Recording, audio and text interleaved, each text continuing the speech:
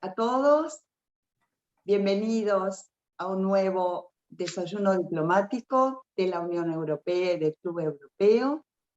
Hoy estamos muy felices porque contamos con la presencia del señor embajador de Portugal, José Ludovice, que nos va a presentar la actualidad sobre Portugal.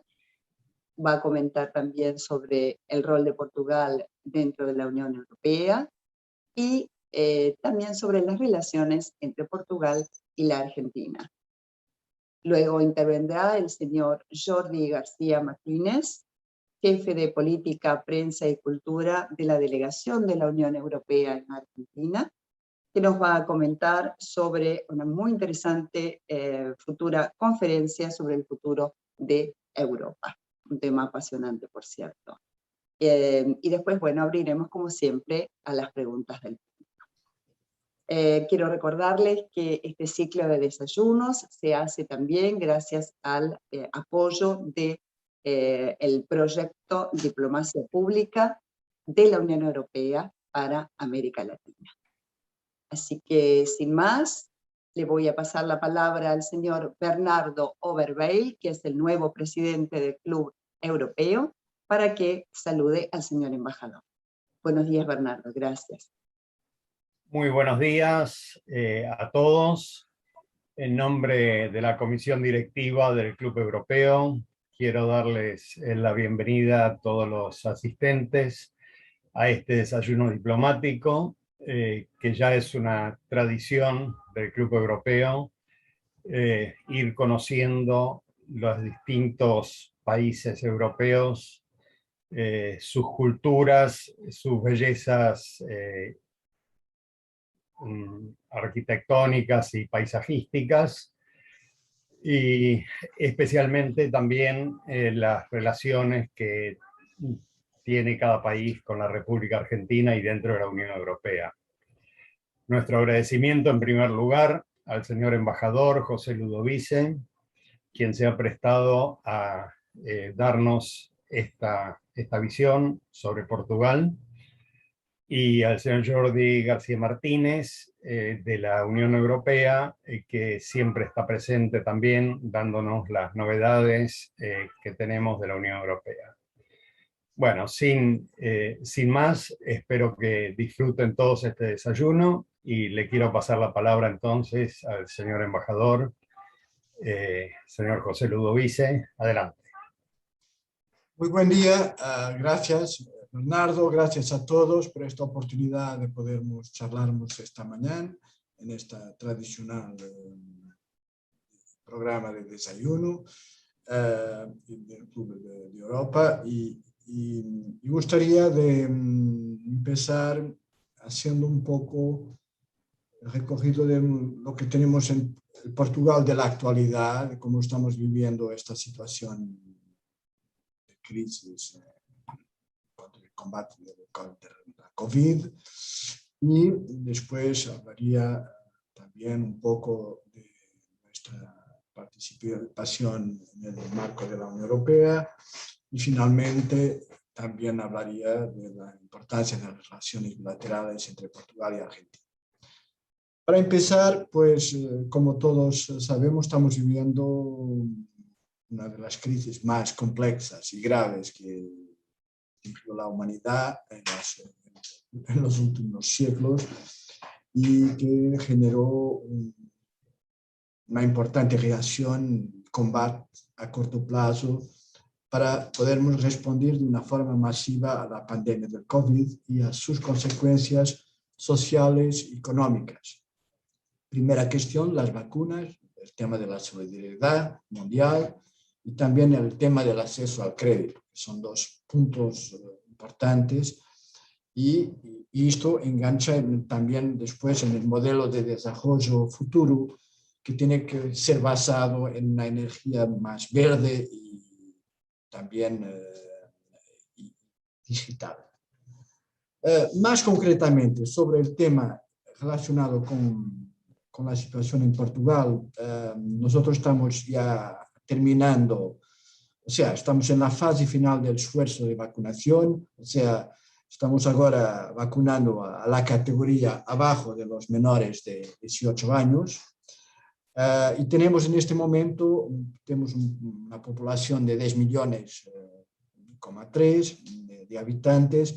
Tenemos vacunadas 7 millones de personas, de un total de 10 millones, 70% ya vacunados, o sea, 57 con vacunación completa y lo restante con una dosis. Entonces creo que no estamos mal en el ranking mundial, estamos en la 16ª posición y en términos de Unión Europea estamos en la 4ª. O sea, hemos hecho un buen trabajo de vacunación porque realmente es la única forma de contener, sobre todo ahora, las nuevas estirpes. Podemos decir que de los mayores de 50 años tenemos prácticamente ya vacunada 100% de la población, que es un objetivo importante. Tenemos hasta ahora 17.000 óbitos, felizmente, y cerca de 900.000 casos de COVID. Pero a pesar de estar, como en otros países de Europa, estamos combatiendo esta variante Delta y estamos alrededor de 2.000–3.000 casos por día, pero el número de muertos es bastante reducido, entre 5 y 15, lo que comprueba la eficacia de las vacunas y la importancia de hacer un proceso de vacunación lo más rápido posible. Aquí también tenemos una política con mirada al exterior, o sea, Portugal está contribuyendo con 5% de las vacunas que recibe en un acto también de solidaridad con países del tercer mundo y también países de lengua portuguesa, porque realmente tenemos una situación muy desequilibrada. Si podemos tener alrededor de 68–70% de vacunados en Europa, estamos con cerca de 2% en África. Esto demuestra cómo la preocupación que tenemos todos de que si no hay vacuna para todos, todos estamos amenazados y por tanto nos salvamos, pero en conjunto y no de una forma aislada. En términos de recuperación económica, también tenemos ya algunos señales animadores, porque tuvimos una fuerte contracción económica de menos 7–6% del PIB el año de 2020, pero ya tenemos previsiones para este año de crecimiento de 3,9% y en 2022 de 5,1%. Entonces eso creo que está más o menos dentro de la media de la Unión Europea y es un objetivo importante para la recuperación económica. Y, por ejemplo, las exportaciones de este año, de enero a mayo, ya están iguales o tienen ya valores superiores a las exportaciones de 2019, que es un dato muy importante de una buena recuperación económica. Todavía, por ejemplo, el turismo, que contribuye con 17% del PIB nacional, que es mucho, está todavía muy abajo de los valores normales y esperamos que el segundo semestre contribuya para un crecimiento superior con todo el nuevo sistema del certificado de COVID en la Unión Europea, que va a permitir una circulación segura y un movimiento de circulación mucho más simples entre países de la Unión Europea. La tasa de desempleo, a pesar de la crisis, está abajo de la media europea, con 7,2%, y Portugal fue uno de los países de la Unión Europea en que los trabajadores perdieron menos rendimiento, con valores alrededor de -2, -4% de baja, pero también es verdad donde los sueldos son considerablemente más bajos. O sea, estamos en 19 entre 27 países de la Unión Europea.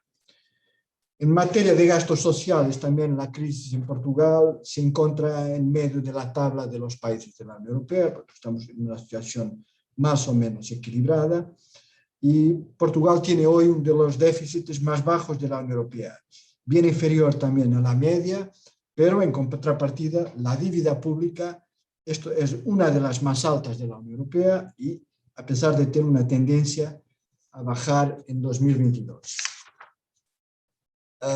Todavía en contrapartida, un aspecto interesante porque en 2021 está siendo el mejor año de captación de inversiones extranjeras en Portugal.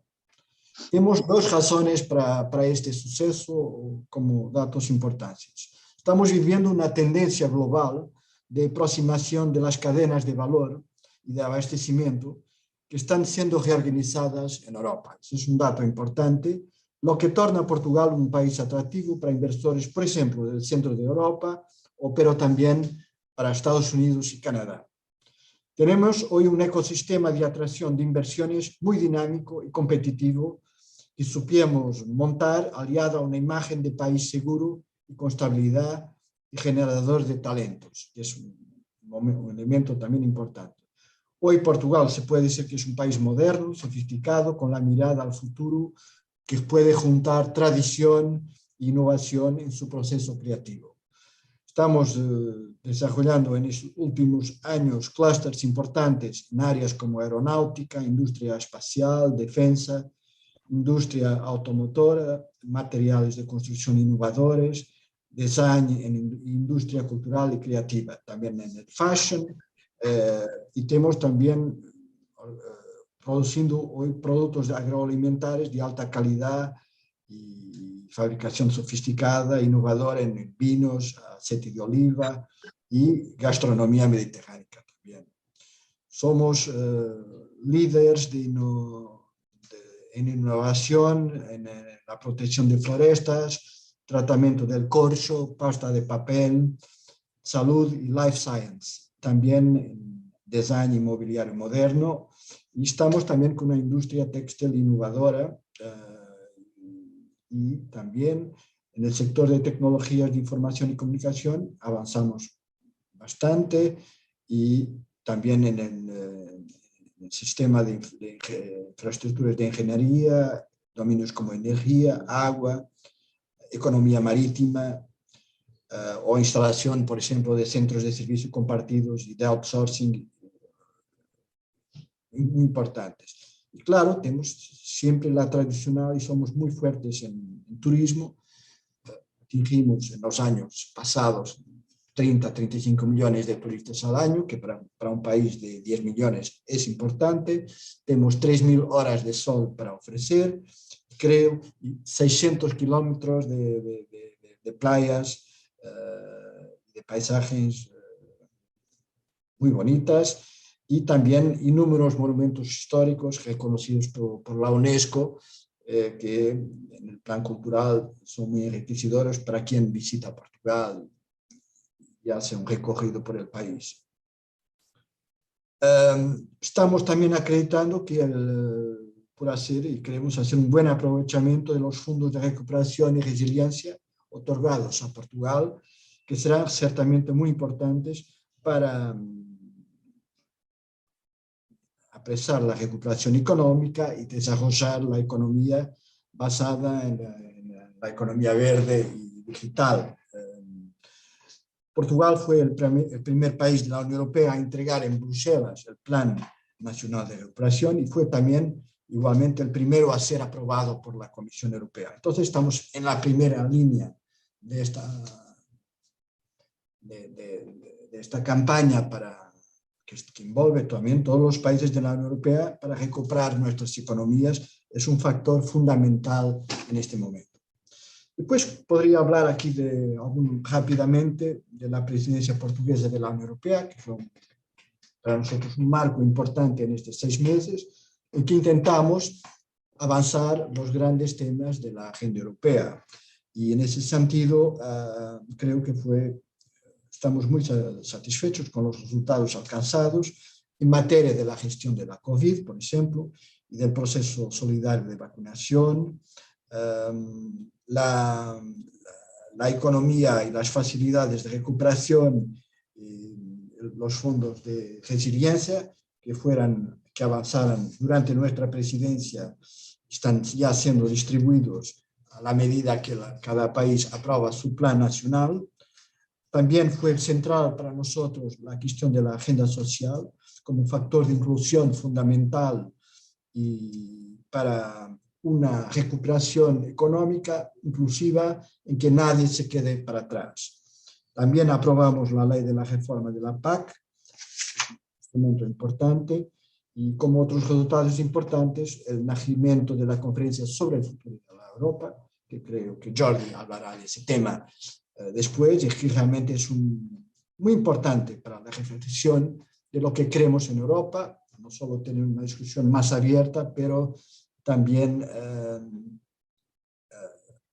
sea, nosotros creemos una Europa, y hablando por Portugal, cada vez más inclusiva, y no podemos querer reducir la Unión Europea a un mercado económico o volver atrás, que sería verdaderamente una tragedia. O sea, estamos involucrados, queremos seguir adelante, y es importante tener esta discusión entre todos los parceros para saber de dónde vamos, cómo vamos, y tenemos esta mirada a una integración más profunda y contrariamente a algunas tendencias que también son preocupantes, de un cierto retroceso en esta discusión y también en la implementación de medidas. Vemos también, aplicamos, como decía poco, este certificado del COVID en apenas 62 días, que es un factor muy importante también para, por ejemplo, para mejorar el turismo, la circulación más rápida entre ciudadanos de la Unión Europea. El refuerzo de la Unión Europea de la salud fue un tema que también para nosotros muy importante. Hablamos también de la agenda social de la Unión Europea, la conferencia que tuvimos en Portugal, que realmente fue quizá el tema más central de nuestra presidencia. También estamos satisfechos con la primera ley europea sobre el clima y el desarrollo de la agenda verde digital. Y después también en nuestra mirada de la Unión Europea al exterior, podemos en estos 6 meses también organizarnos conjuntamente y apoyando el alto representante en esta materia, las cumbres con India en Portugal, las cumbres con Estados Unidos,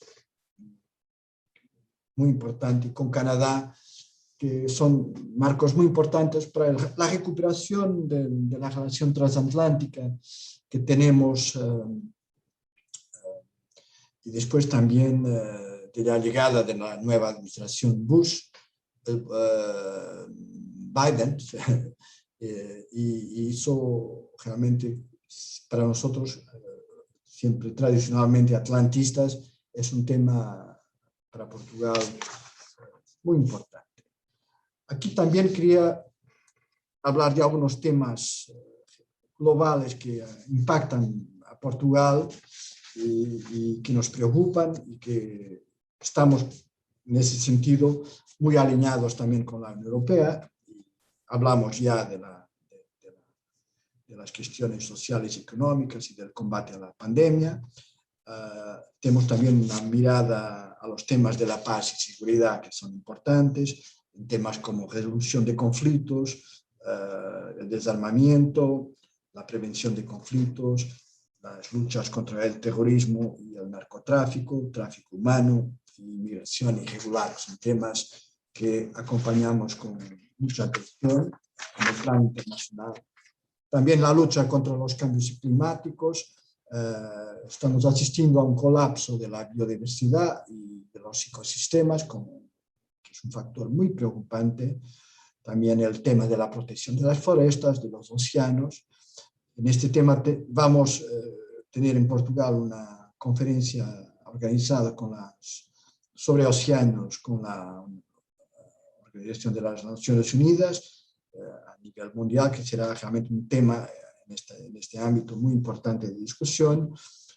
Y estamos, claro, intentando y apoyando la reducción de la emisión de los gases, la implementación de los acuerdos de París y para atingir la neutralidad carbónica, que es un tema muy importante. También temas como desarrollo sostenible son temas importantes que también fueron durante nuestra presidencia, creando sociedades más inclusivas y más equitativas y eliminando los factores de la no discriminación.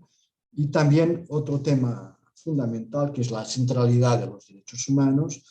Celebramos el aniversario de la Declaración Universal de los Derechos Humanos, o vamos a celebrarlo, y ahí tenemos la preocupación de la reducción de la pobreza, la promoción del acceso a la educación como tema fundamental y a la salud, y las luchas contra la xenofobia, contra el racismo, discriminación, igualdad de género y violencia contra la mujer, temas muy importantes para Portugal. Y también tenemos aquí los desafíos de la transformación digital que vamos a hacer y todos estos avances tecnológicos que queremos impulsionar como fuente de progreso para el desarrollo sostenible y para el futuro digital, que es muy importante, pero también al mismo tiempo tiene siempre algunos aspectos negativos que están conectados con la protección de la privacidad y la protección de datos, que son temas complejos.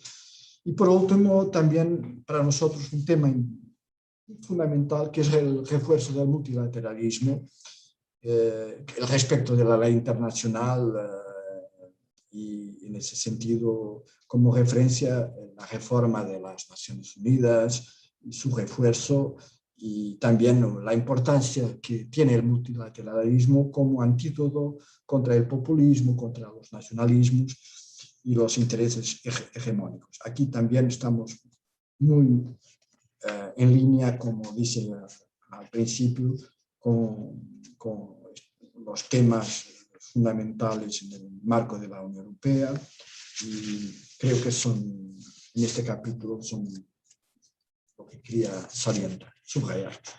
Ahora, hablando un poco de las relaciones con Argentina, Portugal tiene una relación, estamos este año celebrando el bicentenario del reconocimiento de Argentina por Portugal. Fue el primer país del mundo, el primer país soberano que reconoció a Argentina. O sea, fue un gesto muy progresista para la época. Teníamos un régimen liberal en Portugal, la sede del poder estaba en Brasil. Una situación muy compleja, pero que estuvo como punto de partida para reconocer la independencia de algunos países hispanoamericanos, primero Argentina y después Chile, y en ese sentido hacemos ahora 200 años de relaciones. Nuestra relación siempre tuvo un factor de proximidad muy importante, que fue la dimensión significativa de la vertiente migratoria de portugueses para Argentina, que empezó en el siglo XVI, prácticamente en los primordios de la colonización, y tuvo momentos de llegada de portugueses muy fuerte en el siglo XIX y en los primeros 3 décadas del siglo XX. Portugal llegó a ser el país, después de España, claro, con una comunidad de grande número al inicio del siglo XIX, y hoy se podemos contabilizar entre portugueses y luso-descendientes una comunidad de cerca de 200.000 personas en Argentina que aquí llegaron y que dieron un gran contributo también para el desarrollo del país. Y en ese sentido también nos orgullamos de ese papel, de una muy buena integración, pero al mismo tiempo manteniendo sus tradiciones, su cultura, la historia y también la lengua de origen. Aquí también podría decir que se casan bien los fado y tango, son estilos muy próximos y tienen entornos de nacimiento muy similares. O sea, puede decir casi que serían almas gemelas. La pertenencia a un espacio iberoamericano también es muy importante porque eso refuerza la marca, la cultura idéntica, que es con seguridad un factor de proximidad y complicidad, y por lo cual el interés renovado del estudio del idioma portugués en Argentina es un señal también importante. También compartimos hoy una forma de ver y estar en el mundo con Argentina con mucha proximidad, con valores imperativos comunes y la búsqueda de la realización de temas que hablé a poco. Todos esos temas de la agenda mundial son compartidos también con Argentina, o sea, tenemos posiciones muy cercanas y también Argentina da muy importancia también al multilateralismo, también como la mejor forma de contribuir para la paz y los equilibrios de la gobernación a nivel regional y global.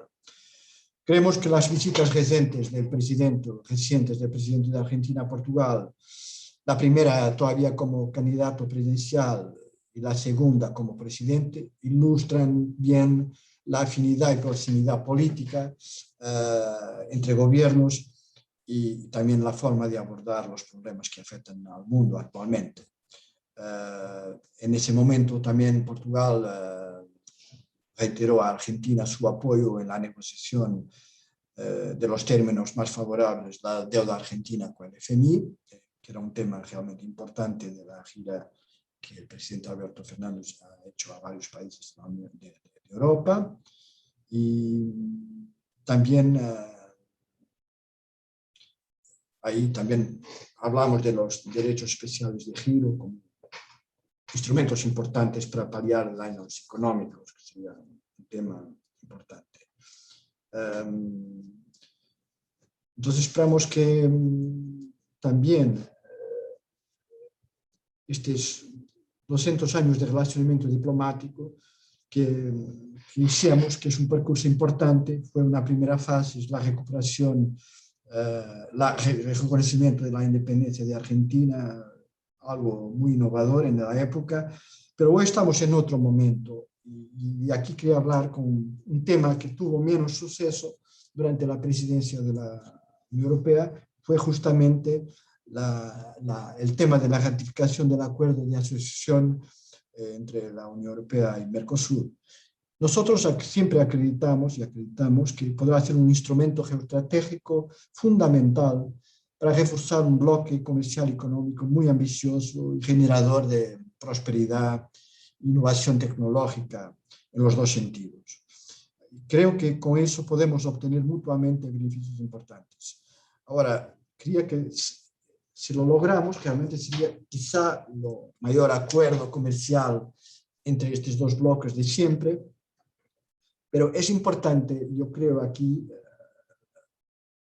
tener una mirada no tanto de corto plazo, pero una mirada a largo plazo que permita realmente generar vantajes mutuales y no nos quedarnos en el cortoplacismo, los cálculos electorales también, que son normales, vamos, que pasan en todos los países del mundo, pero si la Unión Europea quiere ser verdaderamente un player mundial, no puede tener una política que va al sabor de las circunstancias del día.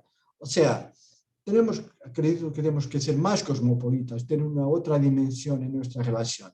Y justamente creemos y acreditamos que más tarde o temprano esta ratificación va a tener lugar y creo que fatalmente, si nos dejáramos quedar para atrás, otros ocuparán nuestro lugar también aquí en las relaciones con América Latina. Sería una lástima, porque con la proximidad cultural que tenemos con Argentina y con todo el continente de América Latina, por razones, diría yo, de política interna, que nos quedáramos para atrás y perdiéramos una oportunidad muy grande. Creo que hay que reflexionar un poco sobre eso, pero estoy cierto y confiante que más tarde o temprano, como dice, vamos a seguir adelante en esa materia. Fundamentalmente, serían los temas de mi presentación, era un poco larga, pero estaría ciertamente también, pues, de Barjord y todos los intervinientes, estaríamos abiertos a responder a cuestiones sobre todos estos aspectos muy vastos de nuestras relaciones. Gracias. Muchísimas gracias, señor embajador, por tan interesante presentación, por cierto, y tantos temas que a todos nos ocupan y nos interesan. Así que muchas gracias nuevamente.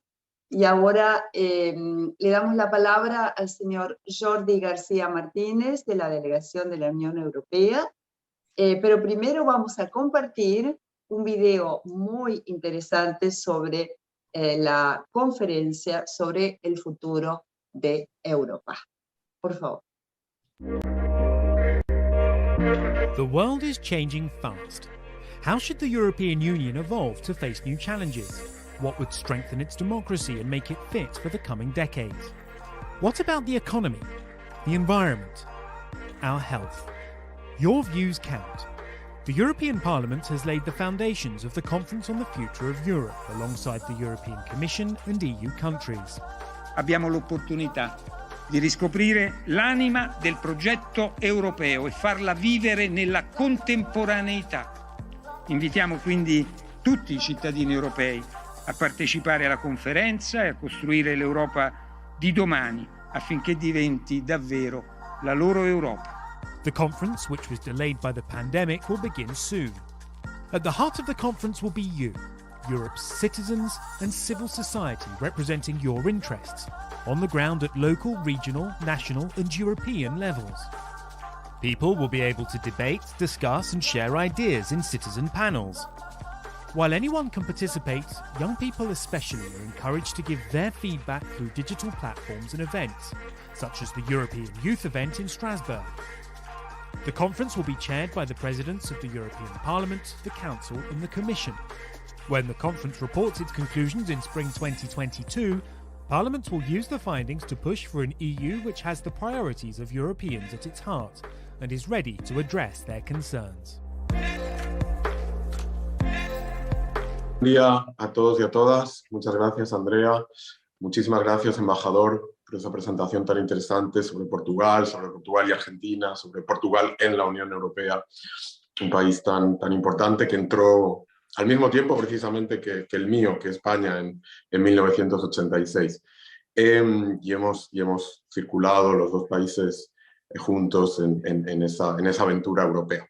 Bueno, hablando precisamente de la aventura europea, yo hoy sobre todo quería mencionar esta iniciativa que acaban de ver en el video y que también mencionó el embajador, una conferencia sobre el futuro de Europa que fue lanzada hace poco, precisamente bajo la presidencia portuguesa del Consejo, pero que ahora va a continuar durante un periodo. Y esa conferencia lo que va a intentar es escuchar todas las voces, en particular de los más jóvenes, en Europa, pero también fuera de Europa, sobre el futuro de Europa, pero los temas de los que se va a hablar no conciernen solo a la Unión Europea o Europa, conciernen a todo el mundo, porque básicamente son temas como la democracia, los derechos humanos, el cambio climático, la protección del medio ambiente, el desafío migratorio, la economía, la digitalización. Son temas que sí van a modelar a la Unión Europea, pero van a modelar el futuro de cualquier país del mundo, de cualquier región. Entonces, en esta conferencia, lo que se trata es escuchar voces diversas para luego, digamos, estructurar esas opiniones en una serie de paneles, de plenarios, de conferencias, para al final de todo el proceso llegar a, digamos, una serie de recomendaciones o ideas que pueden ser el eje, que pueden guiar el futuro, ¿no?, de la Unión Europea. Ahí están implicadas las tres grandes instituciones, que son el Parlamento Europeo, la Comisión Europea y el Consejo, donde están los Estados miembros.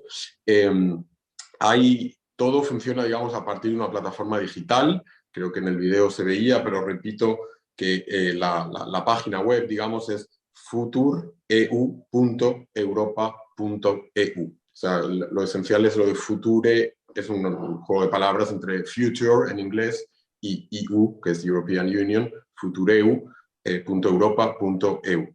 A partir de ahí está en todos los idiomas, incluido obviamente el español, y a partir de ahí pueden ver cómo participar, cómo mandar sus ideas, en qué paneles quieren estar, etcétera. Porque casi todo, más aún en estos tiempos de pandemia, se hace de manera digital, aunque también va a haber una serie de actividades presenciales más adelante, ligadas a las actividades del Parlamento Europeo, con un gran plenario en Estrasburgo, una conferencia europea de la juventud, también en Estrasburgo, en el otoño europeo, ahora en octubre, noviembre. Así que, teniendo en cuenta además la importancia que tiene la presencia europea aquí en Argentina, ¿no? Donde hay tantísimos argentinos que tienen orígenes europeos y a menudo incluso la ciudadanía europea, y que bueno, que van y vienen, hay muchísimos argentinos que han vivido o viven en la Unión Europea, o que tienen familiares allí, es una razón de más para implicarse en este proceso, para hacerse escuchar las opiniones, las ideas que cada uno pueda tener sobre todos estos temas. Así que les invitamos, vamos también a hacer un poco de campaña, de visibilidad sobre todo esto en nuestras redes sociales de la delegación, así que podrán ver también ahí más datos ahora a partir de este mes de agosto. Pero desde ya pueden acceder a esta página web que mencioné antes y comenzar a ver lo que hay ahí, las ideas de las otras personas, y comunicar también sus ideas. Aparte de esta iniciativa, que es, digamos, global y muy general, muy amplia, quería hablar también de algunas otras actividades más locales que tenemos aquí con la delegación de la Unión Europea en Argentina. Una de ellas que digamos ya está terminando, pero aún hay tiempo para aquellos que les guste la fotografía en particular o que sepan tomar buenas fotografías, es que tenemos desde hace unas semanas abierto un concurso de fotografía digital que cierra este 10 de agosto. En nuestras redes pueden también, UE en Argentina, en Instagram, en Twitter, etc. Ahí tenemos bastante material sobre este concurso de fotografía, al que invitamos a cualquier persona que tenga imágenes, fotografías sobre la presencia europea en Argentina. Ese es el tema, ¿no?, del concurso. Tiene que haber un lazo, una relación, un lazo con la Unión Europea, con sus Estados miembros y obviamente con la Argentina. Pero bueno, no es tan difícil en un país como la Argentina encontrar esos lazos. Así que bueno, hasta el 10 de agosto hay tiempo para enviar esas fotos, y las bases y las condiciones las pueden encontrar en nuestras redes. Otra iniciativa que es para el mes de septiembre y que también la anunciamos hoy, pero bueno, daremos más detalles en las próximas semanas, es la tradicional, porque ya será la tercera o la cuarta, ya no recuerdo, creo que la tercera, limpieza de la costa del Río de la Plata, que hacemos en el municipio de Vicente López, en la costanera de Vicente López. Y bueno, desgraciadamente el Río de la Plata es muy lindo, pero está muy sucio, y hay muchísimo plástico, no solo en el Río de la Plata, realmente en cualquier mar, océano, lago, río del mundo, hay muchísima contaminación plástica. Y bueno, una de las iniciativas de la Unión Europea en todo el mundo es hacer este tipo de limpiezas de costas, de ríos, de playas, y aquí, bueno, lo hacemos desde hace unos años en la costanera de Vicente López. Será el día 25 de septiembre por la mañana, es un sábado, así que estén atentos. En principio, si las condiciones lo permiten, tema pandemia y distancia social, etcétera, queremos que sea un gran evento con muchos participantes, muchos voluntarios, limpiando la playa. Cada año sacamos toneladas de plásticos al hacer esa limpieza, es muy lindo, suele hacer buen tiempo, así que bueno, es una oportunidad a la que les invitamos que participen si están disponibles. Una tercera actividad que todavía es un poquito más adelante, pero ya la quiero anunciar, es el Encuentro de Cine Europeo, que para su edición 2021-2022 va a tener como dos partes. Una en noviembre, que será fundamentalmente todavía online, con las películas disponibles de los diferentes países europeos, porque esto lo organizamos con las embajadas de los Estados miembros, que son ellas las que proveen las películas, online en noviembre, pero si todo va bien, presencial o ya en las salas de cine, o mixto incluso en ese momento, en mayo del año que viene. Así que tendrá como dos partes. Además vamos a lanzar una serie de talleres para aquellos, bueno, estudiantes de cine o profesionales de cinematografía, que quieran, bueno, aprender cómo vender, visibilizar mejor sus producciones, sus películas en el mercado internacional. Vamos a hacer unos talleres con profesionales para que estas personas puedan aprender cómo hacer eso, y también vamos a estar anunciándolo en nuestras redes en las próximas semanas. Así que estén atentos a aquellos que les gusta el cine y que saben de cine y que, bueno, que trabajen en ese área, porque vamos a tener ahí un programa muy, muy interesante.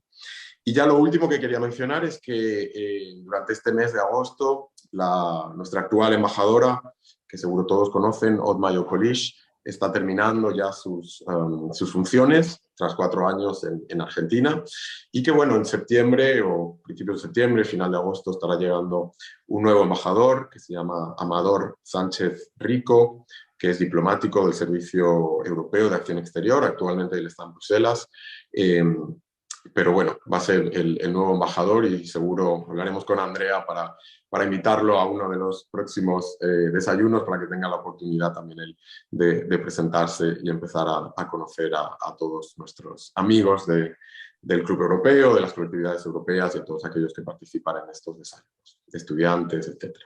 Bueno, muchísimas gracias, y también como el embajador quedo a disposición si hay alguna pregunta. Gracias. Muchísimas gracias, querido Jordi. Sí, bueno, tengo algo personal que tengo el gusto de haber conocido en un seminario que tuvimos en Costa Rica sobre periodismo en la región de Unión Europea, América Latina, al próximo embajador, así que estoy más que contenta, porque aparte, bueno, el perfil que tiene es una persona joven, dinámica, así que la verdad que es muy también prometedor, más allá de que la verdad que la experiencia con la embajadora Otma Yokolish ha sido absolutamente espléndida, por decirlo de alguna manera. Así que estamos todos muy felices, y sí, vamos a abrir ahora el momento para que puedan los asistentes formular algunas preguntas. Yo personalmente, señor embajador, si me permite, le voy a hacer una primera pregunta sobre que nos pueda brevemente comentar sobre el conocido, digamos, llamado milagro portugués, ¿no?, que tuvo lugar aproximadamente desde el año 2011 hasta, bueno, un poco ralentizado ahora por la pandemia, ¿no? Pero es un proceso muy interesante, si quiere compartirlo brevemente con nosotros, ¿no? ¿Cómo fue esa recuperación tan notable de su país después de tantas crisis? Gracias por la cuestión. Bueno, yo podría decir que esa recuperación tuvo 2 fases distintas. Y sin esas 2 fases distintas yo creo que no sería posible. O sea, estábamos en una situación económica y financiera difícil, la crisis financiera, y eso obligó a un recurso al Fondo Monetario Internacional en la época, muy doloroso para el país porque afectó a todos los portugueses, y el gobierno de la época tuvo que implementar una política de austeridad muy fuerte en los primeros años para trabar la deuda y para, de alguna forma, poner la economía en marcha, pero haciendo un emagrecimiento muy, muy fuerte, o sea, al mismo tiempo. O sea, hubo que frenar muchísimo en términos de gastos, muchas reducciones de salarios, sobre todo en la función pública, a nivel de Estado, pero también acompañado por la iniciativa privada, y fueron algunos años de privación que tuvieran el mérito de en pocos años pagar la deuda rápidamente, evitando pagar intereses, pero no puedo olvidar que fue con el sacrificio de todos los portugueses ese camino más rápido, más intenso y corajoso, tengo que decir, porque políticamente sabemos que a nosotros todos en nuestra vida, y sobre todo a los políticos, no les gustan las medidas difíciles ni dolorosas, porque pierden popularidad, ciertamente, y es difícil hacer esa gestión. Pero lo hicieron, y eso fue el primer momento. Llegó un segundo momento con un nuevo gobierno, que es el actual, que introdujo un cambio esa política económica, aumentando un factor redistributivo, o sea, permitiendo que las clases sociales más afectadas pudieran tener un aumento de los ingresos superior, y con eso generar también un poco más de consumo y animar la economía. Eso también fue un factor muy, muy importante, porque fue una ponte que hicimos entre la austeridad y una política menos austera, también siempre con, una política fiscal muy rigurosa, respetando en términos de déficit las metas de la Unión Europea, porque sin eso tendríamos también tenido problemas. Pero a pesar de todo fue una medida muy creativa, que al principio no fue mirada con muy buenos ojos de nuestros creadores internacionales, porque no acreditaran en esa posibilidad de una política que fuera al mismo tiempo también de dar algún dinamismo económico, de hacer una redistribución más justa de los rendimientos, y eso generó más bienestar social y mejoró en términos generales la economía del país y todos los datos económicos, más o menos. Entonces fue realmente un momento más feliz después de la primera fase, pero... Y claro, y después llegamos a esta situación de la pandemia, cuando estábamos todos ya en una situación buena, ya muy buena, pero muy positiva, y ahora tendremos que volver a recuperar algunos sectores, claro, con la ayuda importantísima de la Unión Europea, porque en cuanto en la primera crisis podrían culpar a algunos Estados miembros por una gestión, por veces, menos cuidada de la economía, de esta vez este es un tema que nos afecta a todos y no puede haber aquí políticas discriminatorias, y por eso llegamos a un acuerdo en el marco de la Unión Europea, que no fue fácil, de crear un paquete financiero muy importante para relanzar todas las economías y también preparar todo este sistema económico para la próxima generación digital y verde. Entonces creo que esto es un poco una historia, fue feliz por un lado, difícil por otro, y que seguimos acreditando, porque con este apoyo fundamental para los países de la Unión Europea que recibieran, por ejemplo, estaba hablando de un corte de menos 8% del PIB el año pasado, y eso fue más o menos el panorama de casi todos los países de la Unión Europea. Entonces, sin eso, iríamos a recuperar de una forma muy lenta, muy dolorosa, y con costos sociales también muy, muy fuertes. Y entonces, en este tema, estamos muy contentos por todos tenemos llegado a un acuerdo y al final tener una visión más común y compartida de las dificultades de todos, más solidaria. Yo creo que la Unión Europea, sin cohesión social ni solidaridad, no va porque no es la Unión Europea. Y eso fue siempre fundamental para países que, por ejemplo, como decía Jordi, Portugal y España, que entraron en el 86, y que realmente la Unión Europea produjo un cambio enorme en nuestros países. Y claro, la gente, los argentinos que visitan Portugal, y podría decir España también, y otros países, pero la diferencia de estos países, el antes y el después, es fundamental. Y también quería decir una cosa importante en este tema. Portugal, la población portuguesa, es de los menos escépticos relativamente a la Unión Europea. A pesar de las dificultades, a pesar de nada ser perfecto, seguimos con una afición a la Unión Europea muy importante en términos, si comparado con otros países de la Unión Europea. ¿Por qué? Porque sabemos bien lo que contribuyó para el desarrollo del país y para nos alzar a una modernización que necesitábamos, y sin esta inserción en esta unión no sería ciertamente posible. Entonces, esta es la respuesta. Seguro. Bueno, muchísimas gracias. Sana envidia, ¿no? de este proceso de recuperación tan espectacular que tuvieron ustedes en su país. Una segunda pregunta, señor embajador, si me permite. que usted mencionó durante su presentación rápidamente, el tema de las inversiones en Portugal. ¿Cuáles serían específicamente las ventajas que presenta su país para los inversores internacionales? Bueno, yo hablé justamente de varios, cuando he hecho mi intervención, hablé de razones para este suceso. Y diría que para haber inversiones tiene que haber un conjunto de factores. Y realmente con la pandemia también aprendemos que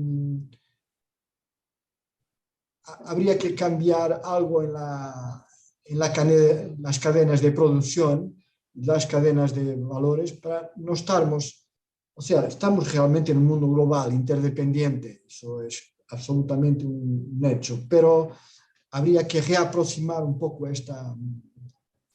la forma de producir, la forma de abastecer, y en ese sentido eso provocó una reacción de los inversores muy rápida, y Portugal ganó muchísimo con eso, por ejemplo, y otros países también de la Unión Europea, y para atraer nuevas inversiones. También estuvimos dando ventajas fiscales importantes también para estas inversiones, y el factor que hablé de un país seguro y con una economía estable, también previsible jurídicamente, que es importantísimo para un país. Si no tenemos previsibilidad jurídica para las inversiones, y si cambiamos a todo el rato, toda la hora, será más difícil que un inversor venga a investir en un país.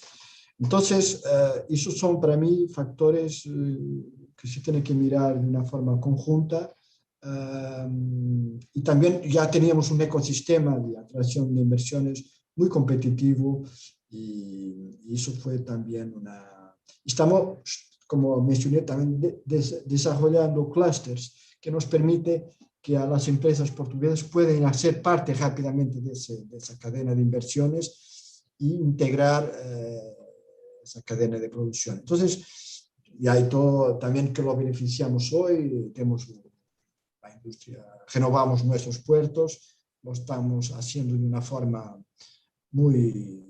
totalmente informatizada. Eso mejoró muchísimo diría yo, en la última década, y es muy importante para atraer inversiones y las rutas marítimas que vienen, por ejemplo, del Canal de Panamá, que viene hasta Europa.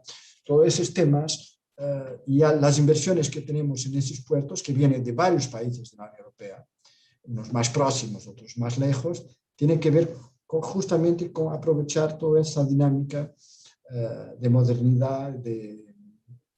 Entonces, mira, no es un factor, pero es un conjunto de factores que permite que nos podamos tornar más competitivos en esa materia. Bueno, muchísimas gracias, muy interesante, señor embajador. Una pregunta para el señor Jordi García Martínez, con relación al multilateralismo y defensa de los derechos humanos, bueno, que caracteriza a la Unión Europea. ¿Cuáles son los proyectos que tiene específicamente la delegación de la Unión Europea en la Argentina sobre estos dos temas tan importantes? Sí, gracias por la pregunta. Bueno, lo veo en dos niveles, ¿no? Hay un nivel para trabajar esos temas de derechos humanos, multilateralismo, que son, por ejemplo, todo a nivel multilateral, cómo hablamos con la Argentina para que ambos, Argentina, Unión Europea, defendamos los mismos principios, los mismos valores. Eso se hace, bueno, de manera regular, con contactos con las autoridades, con la Cancillería. Hay una dirección de derechos humanos allí, por ejemplo, con la que hablamos con mucha frecuencia, 3-4 veces al año, por lo menos. Por ejemplo, cuando hay un Consejo de Derechos Humanos en Ginebra, que se reúne 3 veces al año, antes de esos consejos hablamos con Argentina para ver, bueno, ustedes van a votar por esto, a favor de esto, en contra de esto, y comparamos notas, digamos, y a menudo estamos muy alineados en el tipo de apoyos que damos, tanto la Unión Europea como la Argentina, a ciertas resoluciones, a ciertas decisiones a nivel de Naciones Unidas, de crítica o condena, puede ser a lo mejor a una situación específica de derechos humanos que puede ocurrir en cualquier lugar del mundo.